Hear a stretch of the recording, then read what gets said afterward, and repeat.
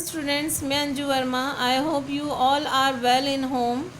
क्योंकि घर में रहने से ही आप सुरक्षित रहेंगे, इसलिए घर में रहें, सेफ रहें, सुरक्षित रहें। आज की हम ऑनलाइन क्लासेस में इंटीग्रिटी कंस्ट्रेंट के बारे में पढ़ेंगे। कंस्ट्रेंट का मतलब होता है रूल। रूल मतलब हम कुछ पर्टिकुलर उसमें रूल अगर अप्लाई करते हैं, दैट इज़ कंस्ट्रेंट। तो इंटीग्रिटी कंस्ट्रेंट होता क्या है एसक्यूएल के अंदर, वो हम इस वीडियो में देखेंगे। Integrity constraints are set of rules it is use to maintain the quality of information. देखिए, रूल्स क्यों लगाया जाता है? जब हमको कोई क्वालिटी प्रोवाइड करनी होती है तभी हम रूल अप्लाई करते हैं। तो अगर हम कोई टेबल बना रहे हैं, कोई डेटाबेस बना रहे हैं, डेटाबेस को के अंदर हम डेटा को इंसर्ट, अपडेट, डिलीट ये सब कुछ कर रहे हैं, तो वहाँ पर अगर हम कंस्ट्रेंट या रूल हम कुछ लगा देते हैं तो वो हमको एक क्वालिटी ऑफ इन्फॉर्मेशन प्रोवाइड करता है। Integrity constraint ensure that the data insertion, updating or other process have to perform in such a way that data integrity is not affected. Thus, integrity constraint is used to guard एक security provide करता है against accidental damage to the database. मतलब कि database में कुछ भी damage ना हो, उसके लिए हमको ये इंटीग्रिटी कंस्ट्रेंट एक गार्ड की तरह वर्क करता है, जिसको हम बोलते हैं इंटीग्रिटी कंस्ट्रेंट। यहाँ पर टाइप्स ऑफ इंटीग्रिटी कंस्ट्रेंट है, 4 तरह के होते हैं। Domain constraint, entity integrity constraint, referential integrity constraint and की कंस्ट्रेंट। ये 4 तरह के इसके टाइप्स होते हैं। नंबर 1 देखेंगे हम, domain constraint. Domain constraint can be defined as the definition of valid set of values for an attribute. The data type of domain including string, character, integer, time, date, currency etcetera. The value of the attribute must be available in corresponding domain. अगर हमने यहाँ पर कुछ value apply करी है तो integrity constraint में हम उसके डेटा टाइप के अकॉर्डिंग ही हम उसके अंदर डेटा डाल सकते हैं, तो वो होता है डोमेन कंस्ट्रेंट। जैसे नेम को अगर हमने कैरेक्टर टाइप का लिया है तो वहाँ पर नेम हमारा कैरेक्टर टाइप का ही आएगा। एज अगर हमने न्यूमेरिक टाइप के लिए तो हमारा वहाँ पर एज न्यूमेरिक वैल्यू ही आएगा। अगर वहाँ पर आप कैरेक्टर अप्लाई करते भी हैं तो वो अलाउ नहीं करेगा, क्योंकि वो एक डोमेन कंस्ट्रेंट है। उस डोमेन के लिए जो डेटा टाइप आपने स्पेसिफाई किया है उसी डेटा टाइप के अनुसार ही वो डेटा की वैल्यू लेगा। जैसे मैंने यहाँ टेबल में बताया है, यहाँ पर आईडी लिखा है, नेम लिखा है, सेमेस्टर लिखा है, एज लिखा है। यह एक स्टूडेंट की टेबल है। तो स्टूडेंट नाम की टेबल में हमने स्टूडेंट आईडी लिया है, स्टूडेंट नेम लिया है, उसका सेमेस्टर लिया है, देन एज लिया है। आईडी में हमने सिर्फ न्यूमेरिकल वैल्यू डाली है, नेम में हमने सिर्फ कैरेक्टर वैल्यू डाली है, सेमेस्टर में बोथ वैल्यूज़ आ रही है, इसके लिए हमने वेयर के डेटा टाइप लिया है।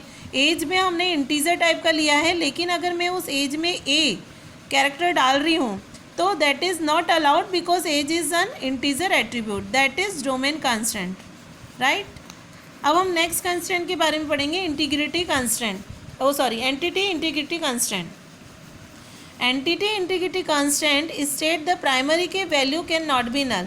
जब हम एंटिटी इंटीग्रिटी कंस्ट्रेंट लगाते हैं, अगर हमने उसमें कोई एक की कंस्ट्रेंट लगाया है, जैसे कि मैंने प्राइमरी की लगाया है, तो primary key can not be null, that is integrity constraint. मतलब वो हमको अलाउ करता है कि हम वहाँ पर कुछ वैल्यू पुट करें, न्यूमेरिक वैल्यू पुट करें अगर वो न्यूमेरिक टाइप का है तो, और वो नल ना छोड़े क्योंकि हमने वहाँ पर की कंस्ट्रेंट लगाया है। This is because the primary key value is used to identify individual rows in a relation, and if the primary key has a null, then we cannot identify those rows.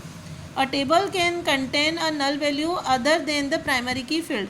देखिए, यहाँ पर हमने primary की constraint लगाया है employ ID के अंदर।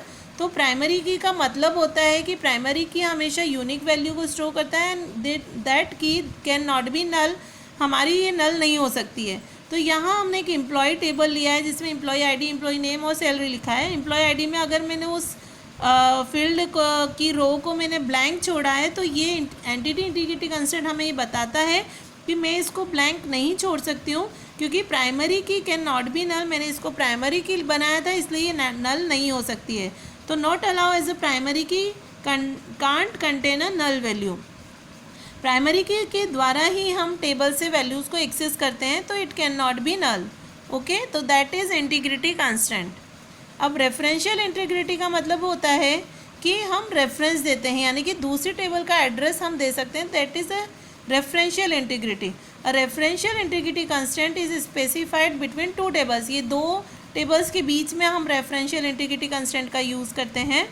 In the referential integrity constraint, it is if foreign key in table 1 refer to the primary key of table 2, then every value of foreign key in table 1 must be null or be allowed in table 2. देखिए क्या हुआ, यहाँ पर table 1 लिया है, table 1 के अंदर हमने एम्प्लॉय नेम, नेम, एज और डिपार्टमेंट नंबर लिया है, और दूसरी टेबल के अंदर हमने डिपार्टमेंट नेम और नंबर और लोकेशन लिया है.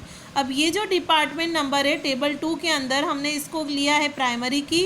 टेबल 1 में एम्प्लॉय नेम को हम प्राइमरी की ले सकते हैं, बट यहाँ पर हमने जब टेबल 2 से डिपार्टमेंट नंबर को एक्सेस किया है टेबल 1 के अंदर, तो that is it means it is a foreign की.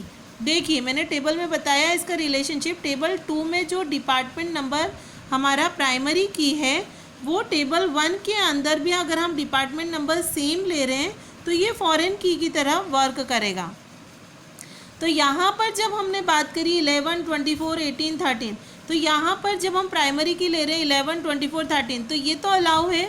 लेकिन अगर हम फॉरेन की टेबल 1 में हम एक वैल्यू स्टोर करते हैं 18, तो 18 को वो अलाउ नहीं करेगा, बिकॉज ये रेफरेंस नहीं है. रेफरेंस में क्या आएगा, 11, 24 और 13 ये आएगा.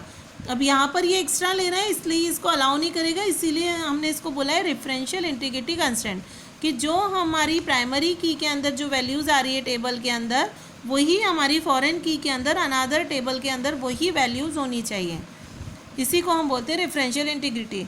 तो मैंने यहाँ लिखा है 18 not allowed as D. Number 18 is not defined as a primary key of table 2 and in table 1 D A number is a foreign key define. हमने इसको फॉरेन की डिफाइन किया, इसलिए हम इसको अलाउ नहीं कर सकते. तो ये रूल है, इसको हम बोलते हैं रेफरेंशियल इंटीग्रिटी कंस्ट्रेंट.